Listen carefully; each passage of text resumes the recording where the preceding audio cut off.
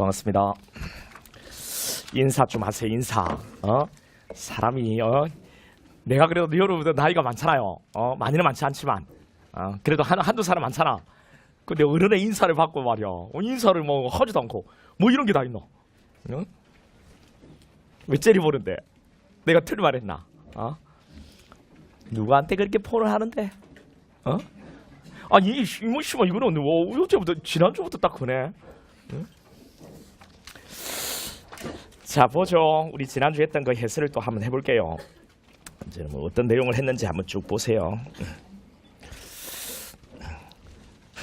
볼륨을 나중에 이 좀 됐나? 자 볼게요. 자 1번 여러분이 이 문제를 다 맞추었다 하더라도 한번 보세요. 이제 어떤 내용을 했는지. 한 주가 지나면 또 망각을 하잖아요. 이제 망각이 또 망각이 될 때, 좀 흐릿해질 때 다시 한번 더 다시 한번 잡아두라 했더니 가버리고 빨리 들어와. 빨리 들어오고 빨리 앉고 빨리 들어와. 뭘 그리 그 한 보따리 사올고.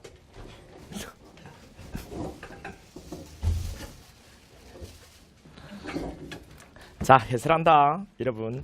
자 1번 우리 지난주에 공부했던 내용이 뭐냐면 고소 취소부터 공부했다 그지?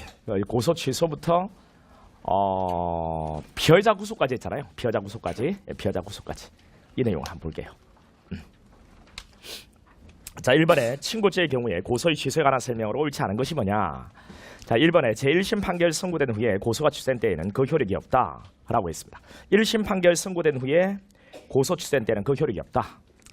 친고죄의 경우에는 여러분 고소가 수송조건이잖아요. 이 수송조건이다 보니까 고소가 있어야 기소할 수 있고 있어야 다툴 수 있다고요. 그런데 우리가 화해의 가능성을 고려해서 고소 취소를 인정한다 했죠. 그런데 이 고소 취소를 언제든지 친고죄의 경우에 할 수 있다고 한다면 국가 형사사법권의 발동이 그 피해자 고소권자의 의사에 의해서 너무 좌우되는 문제가 생긴단 말이죠. 그렇잖아요. 여러분 만약에 대법원까지 갔는데도 취소를 허용한다면 친고죄 고소 취소를 허용한다면 1심, 2심, 3심까지 갔는데 이걸 취소를 허용해버리면 국가 형사사법권이 그 고소권자 개인의 의사에 의해서 너무 이렇게 농락당하는 문제가 생기잖아요. 그죠? 그래서 친고죄만은 고소 취소의 시기를 정할 필요가 있다는 거예요. 그 시점을 언제로 잡았다고요? 1심 판결 선고 전까지 됐죠. 이 볼륨을 나중에 조금 높이 될 것 같은데 나중에 지금 말고 나중에 자고 일어났는데요. 목이 아픈 거예요. 목이 엄청 아프더라고요. 목에 뭐가 난 것 같고 지금 목이 너무 아파요. 조금만 이렇게 말을 했는데 또 목이 갈라지는 것 같고 피가 표정이 뻥치고 있네. 그런 표정이야. 잘해.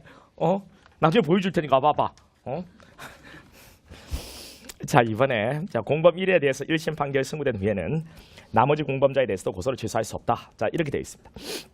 여러분 우리 친고죄의 공범은요 한 놈이잖아요. 한 놈. 그렇죠? 친고죄의 공범은 한 놈이다. 이게 주관적 불가분이잖아요. 그러면 고소면 고소고 취소면 취소고 취소 못해 기억나십니까? 고소면 고소, 취소면 취소 못해 그렇죠? 그러니까 1심 판결 선고되고 공범 1에 대해서 1심 판결 선고되고 나면 그럼 취소 못하잖아요. 그럼 1심 진행 중에 있는 다른 놈도 취소를 할 수가 없는 거죠. 이제 그 이야기. 자, 3번에 친고죄가 아닌 피고 사건이 항소심 계속 중에 친고죄로 공사실이 변경되고 항소심에서 비로소 고소가 취소된 경우에는 친고죄에 대한 유효한 고소죄가 있다고 보아야 한다라고 되어 있습니다. 여러분 항소심 2심이죠. 2심에서 고소 취소가 돼야 안 돼? 안 되잖아요. 그죠? 공장 변경을 통해서 친고죄가 되었다 하더라도 2심에서는 고소 취소가 안 됩니다. 있다고 보아야 한다 했으니까 틀리죠. 그 다음 4번에 가해자하고 피해자 간의 처벌부는 의사의 합의서를 경찰에 제출한 것만으로 고소취소 효력이 인정된다. 이거 어떻습니까? 자, 우리 합의서를 가지고 이제 이야기 한번 해볼게요. 여러분 합의서, 이 합의서 같은 경우에는 합의서가 작성되기만 했다. 그래서 합의서를 가지고 있는 것만으로는 고소취소가 아니죠. 합의서를 제출했다면요. 그때는 고소취소입니다. 기소 전에는 뭐 수사위원회에 제출할 거고 기소 이후에는 법원에 제출하겠죠. 이렇게 제출하면 고소취소이잖아요. 합의서만 들어와도 고소취소인데 합의서와 함께 다른 수가 들어왔습니다. 고소취소 맞아 안 맞아? 당연히 고소취소가 맞죠. 자, 이런 것들 기억하고. 자, 합의서가 작성 제출되었어. 그러면 고소취소잖아요. 그런데 마음이 바뀌었다고요. 그래서 이제 법정에 다시 나와가지고 그 합의를 취소하고 다시 처벌해달라는 의사표시를 하거든요. 이거는 아무런 효력이 없죠. 고소는 취소된 것으로 이렇게 보는 거잖아요.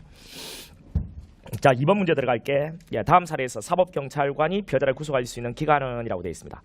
여러분 체포에서 구속으로 넘어갔어.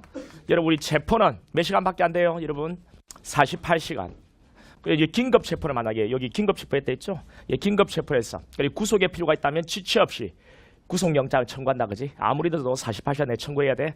체포는 48이니까. 자, 청구를 하면 우리 구속의 경우에는 자, 구속을 할 때는 영장이 필요하잖아요. 근데 이 영장을 발부할 때 실질 심사를 통해서 발부합니까? 형식 심사를 통해서 발부합니까? 형식 심사. 자, 실질 심사죠. 우리 체포영장의 경우에는 형식 심사이고요. 구속영장의 경우에는 실질 심사라고 했죠. 그죠? 실질 심사란 뭔데? 판사가 직접 피해자를 신문해서 영장 발부를 결정하는 게 실질 심사지. 실질 심사하잖아요. 체포영장의 경우에는 형식 심사에 그치는 거고. 네, 실질 심사를 합니다. 그럼 실질 심사하기 위해서 그동안 써안겠을 증거물이 법원에 접수가 되죠. 법원에 접수되고 영장 실질 심사를 통해서 다시 이제 끝나고 난 뒤에 검찰에 반환이 되잖아요. 그러면 이제 영장이 발부되면 이렇게 구속으로 넘어갑니다. 구속으로 넘어갑니다. 그렇죠?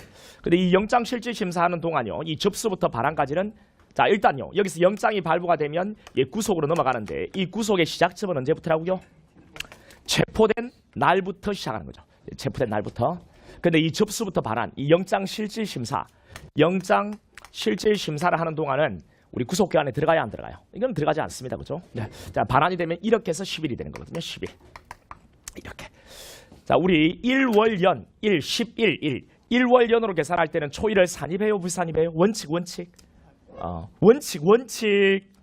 너희들 그래 할래? 지금 머리가 다 멈춰 있어. 머리가.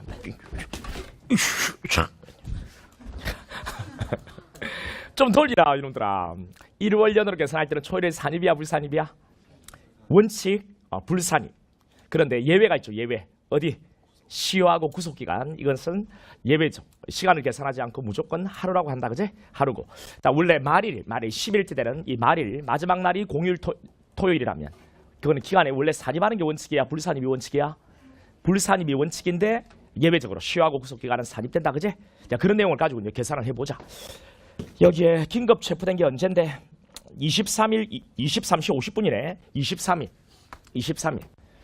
자, 그런데 우리 구속 기간은 일로 계산하는 거니까 시간은 이제 필요 없어. 그런데 23시 50분이래. 그래 10분밖에 남지 않아도 우리 초일을 산입하니까 그날이 하루가 된다. 그지? 그러니까 23일이 하루가 되는 거지. 그리고 접수가 언젠데? 접수 법원의 구속영장 접수 24일이다. 그지? 24일. 반환이 언제 돼? 반환.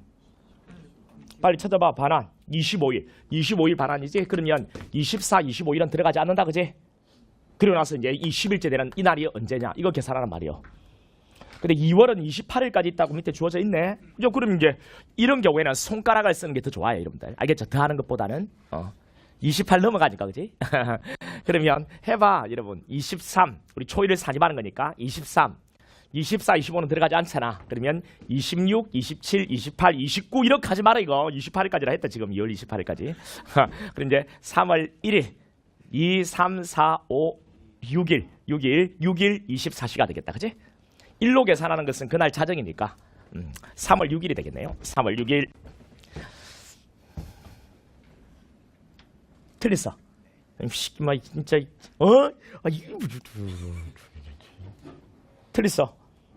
틀렸어? 맞았어? 자, 일단 3번 문제 볼게요. 자, 이건 너무 쉬운 거잖아요. 여러분, 손가락만 꼽아주면 되는 건데 이것도 이거 꼽아주면 되는데 이거 틀리면 손가락만 꼽아주면 되는 건데 이거 틀리면 뭐 하자는 기고. 틀린 사람은 오전 수업은 빼고요. 여 앞에 가면 운동장 같은 거 있을 거야. 한 100바퀴만 돌고 와. 1000바퀴 할까 1000바퀴. 아무도 없는 거 아이가?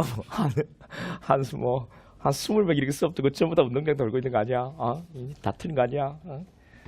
틀렸어? 맞았어? 자, 3번요. 형소법상 수사절차에 관한 설명으로 틀린 것이 뭐냐? 자, 피해자에 대한 신문에 참여하고자 하는 변호인 2인 이상이다. 우리 변호인 선임의 수에는 제한이 없거든요. 그러니까 내가 10명, 100명, 1000명, 10,000명을 선임해도 되거든. 내가 만약 10명의 변호인을 선임했어. 근데 그래들이 전부 다 피해자 신문지 참여를 신청했어. 그러면 참여할 변호인 1인을 지정하는데 이 지정은 누가 하는 게 바람직할까? 당연히 피해자를 도와주는 사람이니까 피해자가 하겠지. 예, 피해자가 지정하지 않았다면 그때는 검사 사형이 지정할 수 있잖아. 옳은 지문이고 이번에 신문에 참여한 변호인은 신문 중이라도 부당한 신문 방법에 대해서 이의 제기할 수 있다. 신문 중 부당한 신문 방법에 대한 이의 제기.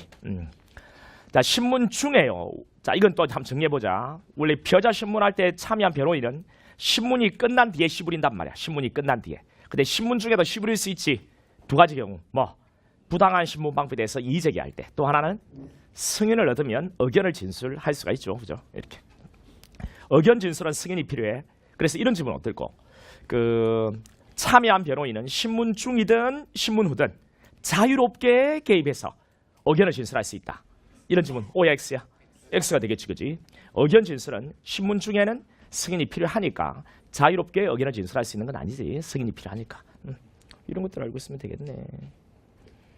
그 다음에 3번에 피해자 진술은 피해자의 동의를 얻어야. 바로 틀리다, 그지? 우리 영상 녹화 이게 되게 중요하잖아요. 영상 녹화는 피해자를 신문할 때 영상 녹화는 사전 고지, 참고인을 조사할 때 영상 녹화는 동의. 오케이. 그다음 4번에 검사 또는 사유관의 수사에 필요한 때 피해자가 아닌 자의 출석을 요구하여 진술을 들을 수 있고 이 경우 동의를 받아 영상 녹화할 수 있다. 그렇죠. 피해자 아닌 제3자를 우리 참고인이라 하고 참고인 조사할 때 그때 동의를 얻어서 영상 녹화 가능하잖아요. 그다음 4번 문제. 진술의 영상 녹화에 관한 설명 중 가장 적절하지 않은 게 뭐냐? 피해자의 진술을 영상 녹화할 때는 조사의 개시부터 종료까지 전 과정을 맞죠. 이번에 자, 영상 녹화 끝나고 나면 원본은 봉인하고 그 봉인된 자리에 기명란에 또는 서명을 하는 거예요. 뜯어보지 못하게끔. 됐죠?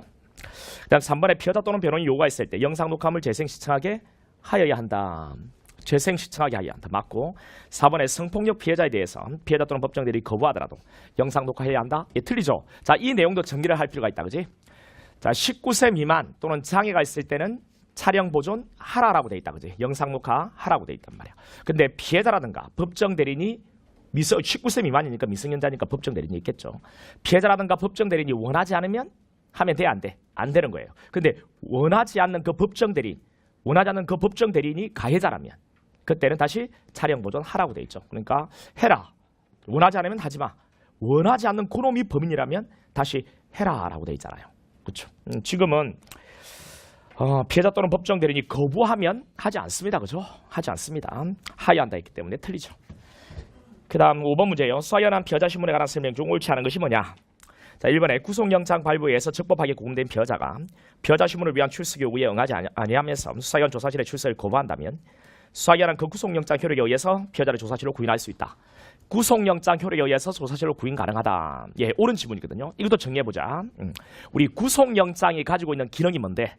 우리 지난주에 했던 거예요. 예, 구속영장이 가지고 있는 기능. 제가 이렇게 물어봤을 때 여러분 딱 멍해지고 기억이 안 날 수 있어. 여러분 지극히 정상적인 머리를 갖고 있거든. 여러분 오래 살겠네. 이게 기억이 다 나면 죽어요. 빨리 죽어. 단명해. 근데 우리 충무지다 벽에 똥칠할 정도로 오래 살 수 있습니다. 기억이 다 안 나시잖아요. 그러니까 우리가 그래도 공부했던 흔적이 있어서 이렇게 다시 한 번 더 정리해보고 하면 또 기억에 남는 거예요. 훨씬 오래 남는다고요. 결국 이제 시험장에 들어가서 기억이 나주면 여러분 합격하는 거잖아요. 지금 10월에 다시 시험을 한번 보겠다 이런 게 보도가 났거든요. 그리고 9월 2일에 시험 치고 10월에 또 한 번 시험을 볼지 아니면 9월에 몰아서 볼지 경찰은 일단 미지수긴 하지만요. 여러분 지금 엄청 좋으시겠는데요, 여러분? 안 좋아요?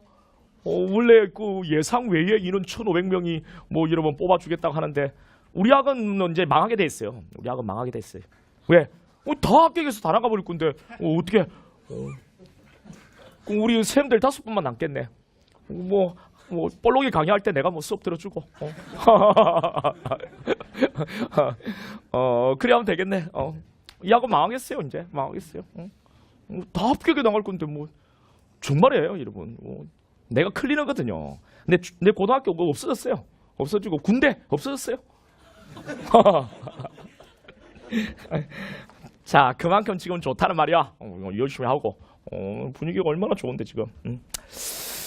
자, 이 구속영장이 가지고 있는 기능이요. 이 구속영장이 가지고 있는 기능은 어떤 기능을 가지고 있다고요? 일단은 확정이 됐을 때 집행을 보장해 주는 기능을 가지고 있어요. 구속이 됐으니까 확정되고 나면 바로 구치소에서 교도소로 쳐넣으면 될 거 아니에요.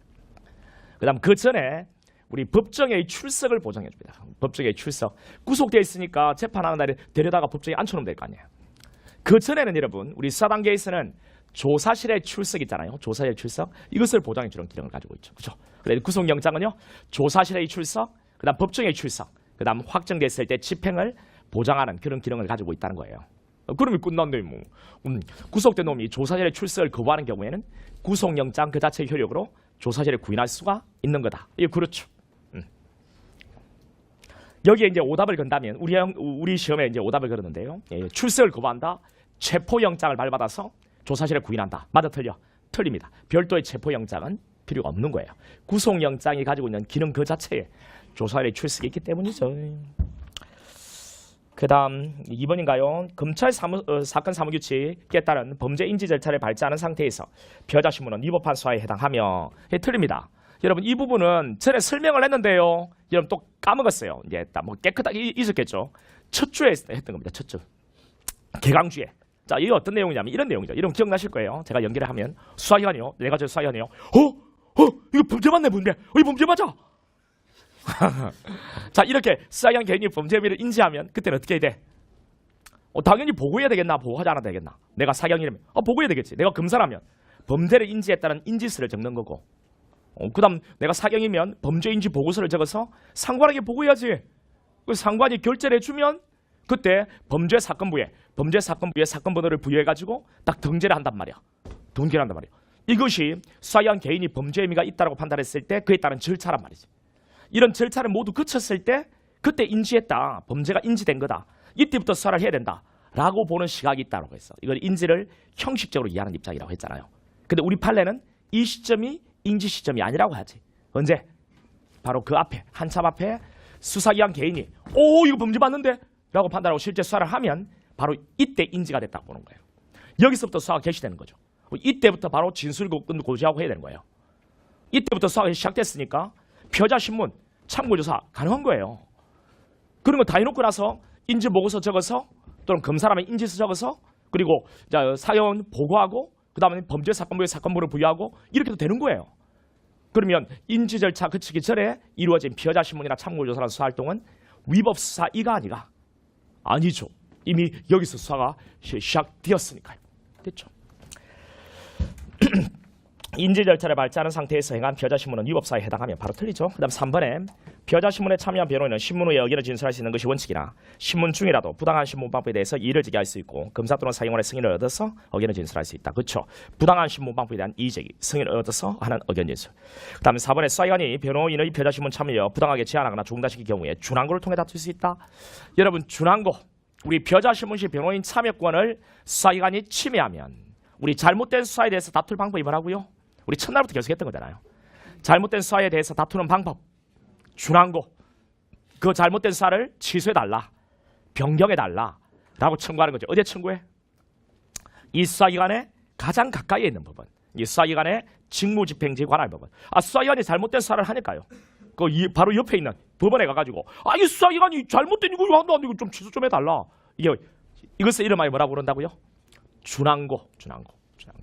그러니까 때론 준항고라고 하기도 하고요. 수사기관의 처분을 취소 또는 변경을 청구할 수 있다. 맞는 거죠. 이게 곧 준항고니까요. 그렇게 해주면 되겠죠. 다음 6번에 고소불가분 원칙에 대한 설명으로 틀린 것은 여러분 상대적 친고죄 나왔네요. 우리 친고죄는 다시 이제 두 가지가 있죠. 친고죄는 절대적 친고죄가 있고 상대적 친고죄가 있습니다. 절대적 친고죄는 말 그대로 절대적인 친고죄란 거예요. 누가 범죄를 받은 간에 이 범죄를 받게 되면 친고죄가 되는 거죠. 어떤 범죄가 있는데요? 그렇지, 모비사업이 있죠. 모비사업. 모욕죄, 비밀침해죄, 사자명예훼손, 업무상 비밀을 쓸 때. 어차피 여러분 다 형법도 하시니까요. 기억해 두세요. 우리 수성법에서 필요한 것은 모욕죄하고 사자명예훼손 이런 것들은 필요합니다. 알고 있어야 돼요, 여러분들. 문제를 풀 때도. 자, 이것은 절대적 친고죄. 상대적 친고죄는 뭔데요, 여러분들? 상대적 친고죄? 그리고 뭐냐고? 무슨 죄냐고? 어떤 죄냐고? 재산죄. 오케이. 어떤 죄는 제외된다고요? 강도죄하고 손괴죄는 제외되고 나머지 재산죄가 바로 상대적 친고죄죠. 왜 이건 상대적이다 하냐면요. 가해자하고 피해자 사이에 형법 328조 2항의 친족가 아니라면 친고죄고, 이런 친족이 아니라면 비친고죄가 되니까 상대적이다라고 이야기하는 거죠. 그래서 상대적 친고죄라고 이야기합니다. 그러면 이 상대적 친고죄 같은 경우에는 여러분 모두 다 신분관계가 다 있다면 이건 다 친고죄고 친고죄 공범이 되는 거예요. 그런데 일부만 신분관계가 있다면요, 그때는 그놈만 친고죄고 신분관계 없는 놈은 비친고죄니까 친고죄 공범이 돼야 안 돼? 안 되죠. 친고죄 공범이 아니라면 한 놈이 될 수 있어 없어? 없잖아요. 여기 볼게요. 상대적 친고죄에 있어서 비신분자 끝났네. 이거는 친고죄 공범이 아니지. 그러니까 따로 하는 거예요. 따로. 비신분자에 대한 고소 효력은 신분관계에 있는 공범에 대해서 미치지 않는다. 맞네. 자 2번. 자 친고죄의 경우에 양벌규정. 여러분 양벌규정이요. 양벌규정이 나오면 공범이라다 생각하란 말이야. 알겠지? 양벌규정 양쪽 모두를 벌한다. 양벌 공범 이렇게. 여러분 회사의 직원이 자 범죄를 범하지 않도록 그 사용자인 회사는 직무와 관련하여 범죄를 하지 않도록 관리 감독을 해야 될 책임이 있잖아. 근데 그 책임을 소홀해가지고 이놈이 범죄를 범하게 되면 그 법인도 같이 처벌하겠다. 이게 바로 양벌규정이야. 양벌규정. 양벌규정 나오면 이것을 공범이라 생각하라. 공범. 자, 이 공범이니까 만약에 이 범죄가 친고죄다. 친고죄라고 한다면 친고죄의 공범은 한 놈이지. 우리 만약에 자, 이 한 놈이다. 이게 뭔데? 주관적 불가분이잖아요. 주관적 불가분. 그러니까 자, 요 놈을 고소를 하면 그 고소는 그대로 요 놈에 대한 고소력이 있어요, 없어요? 있죠. 왜? 한 놈이니까. 자, 우리 조세범 처벌법이요. 조세범 처벌법. 이거는 뭔데 이건? 적고발 사건. 적고발 사건은 공범이 한 놈이 될 수 있어, 없어? 없죠. 즉 주관적 불가분 적용돼 안 돼? 주관적 불가분 적용 안 되죠. 공범이 한 놈이 아니란 말이야. 따로따로 간단 말이야. 따로따로. 그러니까 만약에 자 법인을 고발했다고 해요. 법인을 고발했는데 이 고발을 자연인 행위자까지 고발한 것으로 볼 수 있어요, 없어요? 없죠. 자 그래서 자 2번이요. 2번 별도 고소가 필요하다는 입장이다. 틀리죠. 필요 없어요. 그 다음에 3번이요. 3번 조세범 처벌법 적고발 사건이잖아요. 피고발인을 법인으로 명시한 다음 이어서 법인의 등록번호와 대표자 인적 사항을 기재한 고발장 표시를 자연인 개인까지 피고발자로 표시한 것이라 볼 수는 없는 거다. 옳은 거죠. 자, ABC 3인이 합동으로 모욕죄를 범했다. ABC 3인이 합동으로 모욕죄를 범했답니다. 감면은 ABC를 사견에 고소했다가 그 얼마 후에 그들 중에 A에 대한 고소를 취소한다는 의사표시를 했대요. 자, 한 놈만 취소하겠답니다. 우리 모욕은 친고죄잖아요. 이 모욕은 친고죄. 친고죄의 공범이니 친고죄의 공범은 한 놈이죠. 그래서 고소면 고소, 취소면 취소. 취소 못해. 이런 이야기 했잖아요. 그러니까 한 놈에 대해서 고소했다가 취소했으니까 다른 놈에 대해서 취소죠. 소취할 수 없는 건 맞고요. 그 다음 7번. 현행법인 체포에 관한 설명 중 가장 적절하지 않은 것은 자 1번에 순찰 중이던 경찰관이 교통사고 사망 사고를 낸 차량이 도주에 따른 무전연락을 받고 주변을 수색하다가 범퍼 등의 파손 상태로 보아 사고 차량으로 인정되는 차량에서 내는 사람을 발견한 경우에 영장 없이 체포할 수 있다라고 했습니다. 이게 우리 그 자동차 범퍼 사건이었잖아요, 그죠? 뺑소니 용의 차량이야. 자 이거 여러분 이것도 한번 정리해 볼게요. 이 금정색 그랜저 승용차였거든요. 금정색 그랜저 승용차요. 자 이게 도주했습니다. 그리고 이제 아파트 단지에 순찰을 들고 있는 차가 본세에서 무전지력을 받고 딱 돌아 나오는데 아파트 단지 안으로 차 한 대를 들어와요. 금정색이고 그랜저 맞아요. 범퍼에 파손 상태로 봐서 용의 차량 맞거든요. 근데 시간이 한 10분 정도 지난 시점이고 장소가요 한 1km 정도 떨어져 있어요. 1km 정도. 지금 사고 장소하고 지금 여기가. 그러면 이게 과연 실행 직후의 현행법이라 볼 수 있겠는가? 있어 없어? 실행 직후의 현행법이는 아니죠. 현행법이는 아니에요. 그러면 이게 뭐가 되겠습니까? 우리 자동차는 흉기에 해당되고 운전도 소지라고 했죠. 그러니까 흉기를 소지하고 있는 데에 해당되는 준현행법이 될 수 있는 거예요. 준현행법인. 따라서 영장 없는 체포 가능해? 불가능해? 가능하죠. 그 다음 이번에 다액 50만 원 이하의 벌금 구류 가류에 해당하는 재현행법인에 대해서는 법인의 주거가 분명하지 않은 때에 한해서 현행범 체포할 수 있다. 주거 분명하지 않은 때 현행범 체포할 수 있다. 맞죠, 그죠? 근데 이것을 만약에 여러분들 이 문제가 현행범인 체포가 아니고 영장 체포로 가고 자 다액 50만 원 이하의 벌금 구류 가류에 해당하는 죄의 경우에는 주거 분명하지 않은 때에 한해서 체포할 수 있다 라고 주어지면 옳은 지문이야 틀린 지문이야? 틀린 지문이 된다 했습니다. 우리 영장 체포의 경우에는 경비범죄 이 특칙에 자 주거 부정도 있지만 또 한 개 더 있죠. 출석 불허. 따라서 주거 부정인 경우에 하나다 하면 틀린 지문이 되겠네, 그죠? 네, 이런 것들. 자, 그 다음에 3번에 현행범으로서 요건을 갖추고 있다고 인정되지 않은 상황에서 경찰이 동행을 거부하는 자를 체포하거나 강제로 연행하려 하였다면 이런 적법한 공무집회라 볼 수가 없는 것이다. 면 맞죠? 그 다음에 4번에 학교. 이 학교는 무학요고입니다. 무학요고 정문 앞에서 시비가 붙어가지고요. 길을 건너고 있던 사람이 그 운전자를 폭행을 합니다. 그래 이네들이 운동장 안으로 들어가요. 운동장 건물 계단 밑에 고등어 상자를 넣어놨거든요. 왜 고등어 상자를 그 여고에 그 건물 계단 밑에 넣어놨을까? 했더니 어떤 친구가 부식이래. 지금 이 적막감은 뭔데 이거? 이 적막은? 응? 그래서 이제 고등어 상자를 꺼내고 있는데 경찰이 출동합니다. 경찰이 출동해가지고 경찰이 출동 이러면 이제 검거하려고 했단 말이죠. 시간이요 10분밖에 지나지 않았어요. 장소는 바로 정문 앞이고 운동장이니까 인접해 있는 거 맞죠? 범죄를 범한 곳은 정문 앞이고 지금 수사기관이 체포하려고 하는 곳은 운동장이니까요. 이 인접해 있잖아요. 그러니까 실행 직후의 현행범인이 맞다는 것입니다. 됐죠? 그다음 8번 문제. 고소에 관한 설명 중에 가장 옳지 않은 게 뭐냐? 고소는 1심 판결 선고 전까지 취소할 수 있는 거 맞고 절대적 친고죄의 공범 1인 또는 수인에 대한 고소 또는 취소는 다른 공범에 대해서 효력이 있다. 절대적 친고죄요. 고소면 고소, 취소면 취소. 취소 못해 취소 못해. 이게 주관적 불가분이라 했잖아요. 그 다음 3번에 고소의 주관적 불가분의 원칙을 규정한 형소법 233조 규정은 반의사불벌죄에도 준용된다? 안 되죠. 그죠? 적고발 사건에도 준용이 안 돼요. 그 다음 4번에 항소심. 항소심 맨 마지막에요. 고소 취소 1심 판결 선고 이후에 해당하므로 그 효력이 없다. 그렇죠. 항소심에서 친고죄의 고소 취소는 친고죄의 고소 취소의 효력은 없습니다. 그 다음 9번에 모 일간 신문사의 편집장 각과 기자 어른 익명의 제보를 받고 자, 이 스토리는 여러분 너무 간단한 것인데요. 편집장 기자 여러분 A가 사망하자 자, 이 보좌관 B하고 그액의 뇌물을 받았다는 이런 기사를 싣습니다. 이때 자 이건 이놈은 이미 사망했거든요. 사망. 이거는 사자의 명의로 해서 한 거 맞죠? 그러니까 이 A의 유족 C가 화가 되게 나겠죠. 죽은 것만 해도 너무 비통하고 그런데 뇌물을 받았다고 하니까 이 사람들이 화가 되게 날 것 같아요. 이 사람도요. 이 보좌관인데 보좌관 뇌물을 받았다고 하니까 그죠? 그래서 여기 유족하고 자, 보좌관이 이들을 고소를 했다는 겁니다. 이들이 고소를 했다는 거예요.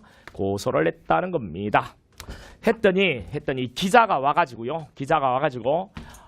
잘못했습니다. 한번 용서해 주세요. 예.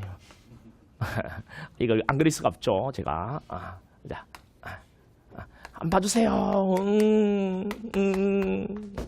자, 빈단 말이죠.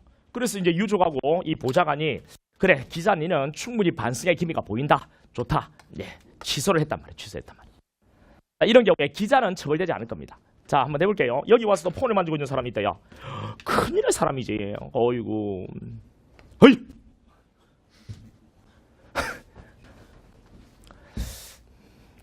제가요, 여러분 14년간을 제가 강의를 하고 있는데 여러분들 내가 보니까요 이런 게 있더라니까. 이 참 이게 놀라운 건데 아직은 볼록이는 그 단계까지 오실 수 없어요. 왜? 내가 한참 후배니까요. 나이는 내보다 한 10살까지 많아가지고 이제 조만간에 은퇴할 무렵이 됐습니다. 12살이구나. 12살이구나. 그래서 은퇴할 무렵이 됐지만 내가 이제 강의는 내가 선배거든요. 한참 내 밑에 그 후배예요. 그러니까 이 선생 내가 하면서 확 불이 됐는데 내가 원체 예의가 바르다 보니까 행님이라 했다가 지금 내가 피보고 있습니다. 이건 사회는 사회의 룰이 있는데 제가 여러분 쭉 보니까 진정성이 있어야 되더라고요. 진정성. 그러니까 네가 좀 공부를 해보면 분위기가 있거든. 그 분위기에 가지고 내가 안다고 좀 깝죽거리는 단계가 있어. 근데 거기서 진정성을 가지고 알아도 계속 열심히 하는 놈들이 붙더라니까. 실수가 없어서 붙더라니까. 근데 조금 안다라고 하고 깝죽대는 순간 진정성을 딱 내려놓는 순간 실수가 있더라니까. 그리고 또 실수만 있는 게 아니고 실제 없더라니까. 실력이 합격 점수 임금까지는 가 있는데 씨부리는 건 잘하는데 실제 실력이 좀 모자라더라니까. 또 실력이 충분히 있어도 실수를 하더라니까요.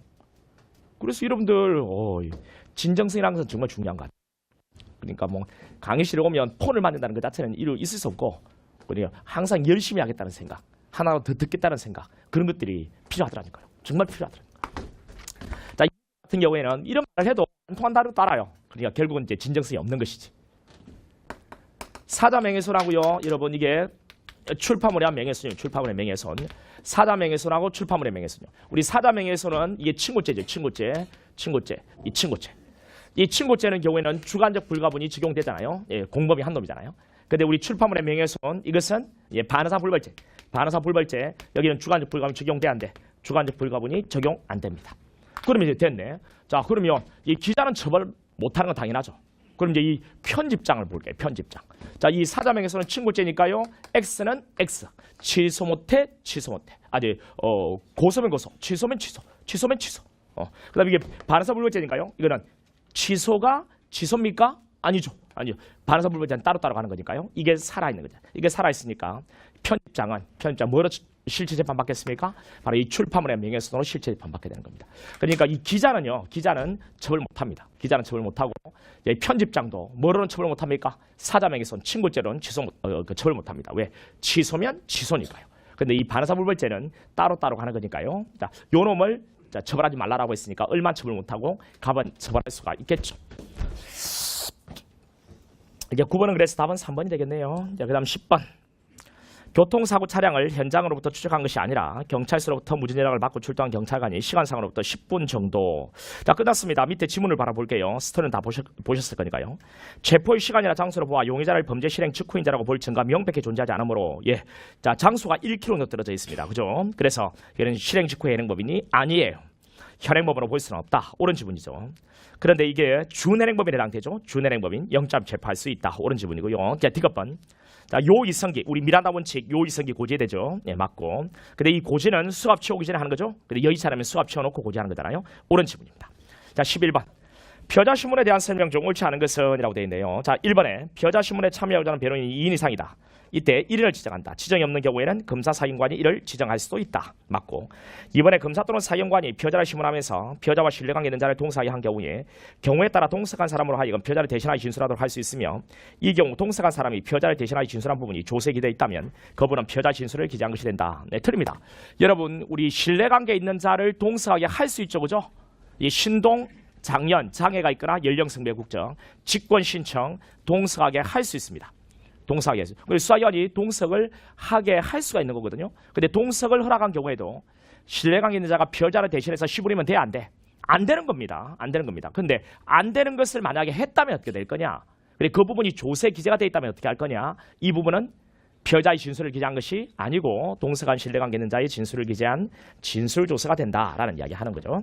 그 다음 3번에 표자의 진술을 영상 녹화하는 경우에 표자에게 미리 영상 녹화사를 알려줘야 하는데 이 경우 표자 또는 변호인 동의를 얻어야 하는 것은 아니다. 동의를 얻어야 하는 것은 아니다. 표자의 진술 영상 녹화할 때는 사전 고지죠. 우리 참고인의 경우에는 동의고요. 그 다음에 4번에 수사기관이 변호인 참여를 부당하게 제한, 중단시킨 경우에 준한 거 맞죠. 그 다음 12번. 현행범 체포에 대한 설명 중 가장 적절하지 않은 것은 현행범인이란 범죄 실행 중 실행 직후인자 맞고 범죄 실행 직후인자란 제3자 입장 아니죠. 뭐 일반인의 입장이죠. 그죠? 아니에요. 일반인의 입장도 아니에요. 뭐 체포하는 자의 입장에서 볼 때 명백한 경우를 말한다. 자, 범죄 실행 행위를 종료한 직후란 범죄 행위를 실행할 끝마친 순간 또는 이에 아주 접착된 시간적 단계를 의미한다. 맞고 다액 50만 원 이하의 벌금 구류 가료 주거 분명하지 않은 데 한해서 현행범인으로 체포할 수 있다. 주거 분명하지 않은 데 한해서 맞죠. 그 다음 13번 ABC 3인이 공동으로 모욕죄를 범했으나 A에 대해서는 1심 판결 선고 있었고 됐네요. 자, 우리 친고죄의 공범은 한 놈이 된다 했죠. 그래서 고소면 고소, 취소면 취소, 취소 못해라고 했습니다. 한 놈이 1심 판결 선고되었으니까 취소 못하죠. 그리고 1심 진행 중에 있는 다른 놈에 대해서도 취소를 못합니다. 취소를 해도 그 효력이 없죠. 고소 취소 효력은 발생하지 않는다. 1번이 답이 되겠네요. 그 다음 14번. 다음은 현행범인에 대한 설명이다. 가장 적절하지 않은 것은 자 1번에 검사 또는 사견관리 아닌 자가 현행범인 체포한 때에는 즉시 검사 또는 사견관리에게 인도한다. 이것도 정리해 볼게요. 자, 사인의 현행범인 체포. 우리 현행범인 체포는 일반 사인도 가능합니다. 그죠? 일반 사인도 가능해요. 그런데 이거는 권한일 뿐 의무는 아니기 때문에 꼭 사인이 현행범인 체포해야 하는 것은 아니죠. 그죠? 근데 만약에 체포를 했다면 이 체포할 때 미란다 원칙을 고지하는 겁니까? 그건 아니죠. 미란다 원칙을 고지하는 건 아니고요. 주거물 미란다 원칙을 어떻게 알아요? 그냥 고지하는 건 아니고. 근데 체포했다면 지 마음대로 석방하는 것은 됩니까? 안 됩니다. 즉시 인도를 해야 돼요. 그 즉시라는 것의 의미가 뭔데요? 시간적으로 접착된 시점을 의미합니까? 아니잖아요. 뭔데? 불필요한 지체를 함이 없이란 뜻입니다. 불필요한 지체함이 없이 인도를 하면 구속영장 청구 기간 기산점은 인도받은 때입니까? 체포시입니까? 인도받은 때부터입니다. 그리고 인도를 받은 수사기관은요, 그때 바로 미란다 원칙을 고지하는 겁니다. 수사기관이 미란다 원칙을 시험에 다 나온 이야기를 지금 하는 거예요. 시험에 다 나온 거 지금. 자, 여기 수사기관이 인도받을 때 미란다 원칙을 고지하는 거고요. 그리고 그 사이를 가까운 경찰관서로 동행을 요구할 수 있어 없어? 있다라는 겁니다. 왜? 어떤 이유로 체포했는지 이야기 들어봐야 되니까요. 여기까지가 이쪽 부분에 시험에 나온 내용이란 말이죠. 그리고 뒤에 이제 토지관할하고 이제 연결해서 이 판례는 나중에 토지관할 쪽에서 이야기를 할 거예요. 우리 다음 주 정도에. 자, 그다음 어디 갔노? 어디 뭘 해야 되노? 뭐 해야 되는데? 14번에 1번 했구나. 2번 하면 된다, 그지? 자, 2번요. 다액 50만 원 이하의 벌금 구류 가료 주거 분명한 자한테 한해서 맞고, 그다음 3번에 여러분 우리 현행범인 체포할 때, 자, 일단 현행범인 또는 준현행범인이어야 되고요. 그다음 현행범인 체포하기 위한 요건은요, 범인과 범죄가 명백해야 된다, 그지? 범인과 범죄가 명백해야 돼. 이때 만약 이 범죄가 친고죄라면 고소가 있어야만 현행범인 체포할 수 있지, 그치? 고소는 수용 조건이니까. 맞잖아, 그렇지? 그렇잖아. 내가 이렇게 물어보면 막 아니라고 대답해야 될 것 같은 느낌이 막 드나? 그런 느낌이 들어. 아니죠, 여러분. 우리 친고죄의 즉고발 사건의 고소 고발은요, 소추 조건이란 말이야.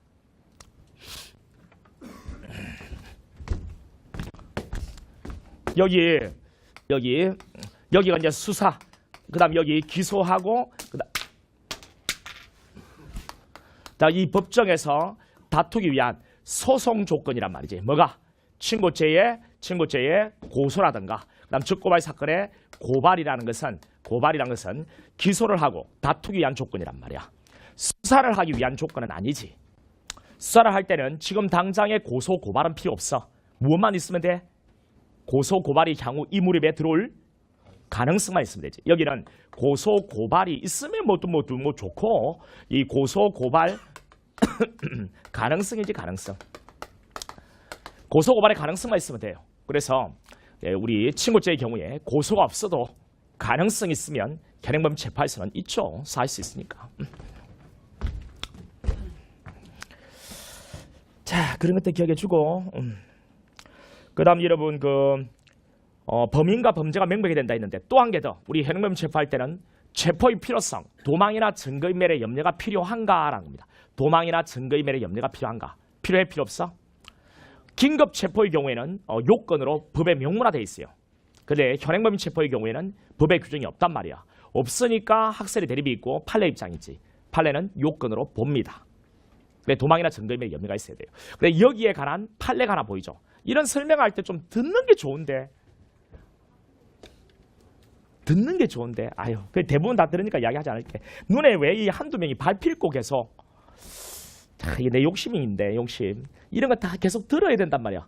그래서 설명해 주는 거잖아. 답만 톡톡, 이거 틀렸습니다. 이거 다 찾아보셨죠? 하고 끝내면, 나도 한 10분 만에 끝내고 가서 푹 쉬고 와가지고 설명하면 얼마나 내도 편하겠노?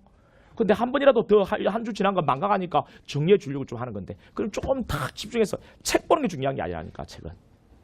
꼭 다른 데 책을 안 보던 사람들이 여기 와서 또 책 보고 있고 뭐. 에이, 알아. 내가 알아서 해라. 자, 알아서 해라. 15번은 답 2번이고, 16번은 몇 번이고, 4번이고, 17번은 2번이고, 18번은 4번이고, 19번은 3번, 20번은 1번. 에이, 하나라도 좀 더 정리해가지고 설명해 주려 하면 좀 집중해서 듣고 하는 게 참 좋을 낀데. 뭘 내가 정리해 주려고 하다가 지금 말았노. 자, 이제 도망이나 증거인멸의 염려가 이제 필요하거든요. 도망이나 증거인멸의 염려가. 이거는 이제 요건으로 판례가 봅니다. 그래서 여기에서 이제 판례 하나가 있어요. 판례. 뭐냐면 우리 불신검문 있죠. 자정 무렵에 지하 주차장에서 술에 만취돼 배회하고 있는 놈을 불신검문 하거든요. 이러면 이제 신분증을 제시해요. 신원 확인하기 위해서 경찰차로 가고 있는 중에 막 욕을 하거든요. 그래서 이제 현행범인 체포하겠다고 어깨를 붙잡은 이런 사안이 하나 있었습니다. 이게 과연 즉법이냐라는 겁니다. 즉법이냐. 어때 이러면 이거 지금 현행범인이 아니야. 아니라고 하면 안 된다니까. 욕을 하고 있는데 현행범인이지. 욕을 하고 있는데 아니라고 했지. 이슈라 하면 현행범인 아니가? 맞죠. 현행범인은 맞아. 근데 현행범인인데 요놈을 체포하기 위해서는 범인과 범죄가 명백해야 돼. 범인 범죄 명백하지. 명백하고 그다음 뭐 체포의 필요가 있는가? 자, 이 문제. 법에는 없지만 우리가 판례가 요건으로 보니까 체포의 필요, 뭐 도망이나 증거인멸의 염려. 자, 도망칠 염려가 있는가?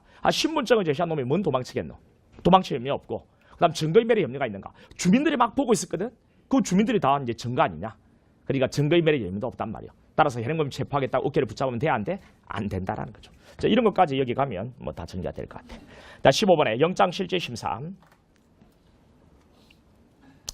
이거 맞지 이거? 영장실질심사. 영장실질심사에 관한 설명 중 가장 적절한 것은 판사는 지도의 신문기를 변경할 수 없다. 변경할 수 있고 피해자의 신문 절차는 원칙적으로 공개하지 않는다. 그 비공개니까 맞죠, 그죠? 근데 예외적으로 자, 비공개인데 이해관계인의 방청은 허가할 수 있다, 그죠? 근데 그 이해관계인 이것을 국가 측에 일반인 이렇게 바꿔 출제했어요. 일반인이 아니고 이해관계인의 방청은 허가할 수 있다는 것 됐고, 그다음 반드시 연기해야 된다? 아니죠. 출석 없이 신문 절차를 진행할 수가 있죠, 그죠? 신문을 하는 동안에는 그 기간은 구속기간에 산입되지 않습니다. 되지 않습니다. 16번 불신검문이요. 불신검문은 우리 지난주에 했던 것이니까 4번이죠. 금방 우리 이야기했다, 그죠? 즉법하다. 즉법하지 않죠. 위법하고. 그 다음 17번에 고소등에 관한 설명 중 가장 적절하지 않은 것은 2번이죠. 고소능력은 민법상의 행위능력이 없으면 인정될 수 없다. 어떻습니까? 고소능력과 민법상 행위능력과는 다르죠. 그래서 민법상 행위능력 19세 미만자 미성년자라 하더라도 고소라는 것이 어떤 것인지 그 의미를 이해할 수 있는 사실상 의사능력, 고소능력이 있으면 고소할 수 있습니다. 그 다음 18번 불신검문에 관한 설명 중 가장 적절하지 않은 것은 4번이죠. 경찰관은 불신검문을 위해서 질문할 때 흉기 소지 여부를 조사할 수 있고 동행을 요구할 때 수갑 등 경찰 장구를 사용해야 한다. 아유, 말도 안 되는 소리죠. 경찰 장구를 사용할 수는 없습니다. 자, 19번에 함정사에 관한 설명 중 가장 적절하지 않은 것은 3번이죠. 이미 범위를 가진 자에 대해서 범행 기회를 주거나 범행을 용이하게 하여 검거한 경우에 함정사에 해당하여 기회를 제공하는 것은 함정사가 아니죠. 그 다음 위법한 함정사가 아니잖아요. 그 다음 20번 문제. 고소권자 아닌 자는 모두 몇 명인가? 피해자 본인 고소권자 맞고요. 이때 이 피해자는 직접 피해자를 말하는 거죠. 간접 피해자는 들어가지 않습니다. 그 다음 2번에 피해자의 친족이요. 피해자의 법정 대리인의 친족이 피해자라면 피해자의 친족이 고소권을 갖는다. 맞죠? 자기 그 친아버지가 자기 자식에게, 미성년자의 자식에게 또는 오빠가 자기 여동생의 범죄를 범했을 때 피해자의 친족이 고소할 수 있다 했잖아요. 그 다음 피기망자와 재산 손해자가 다른 사기죄에 있어서 재산상 손해자요. 재산상의 손해를 입은 사람은 보호법익의 주체로서 직접 피해자가 되는 거죠. 이 고소권이 있습니다. 그 다음 살인죄에 있어서 피살자의 동생, 피해자가 사망하면 배직형이요.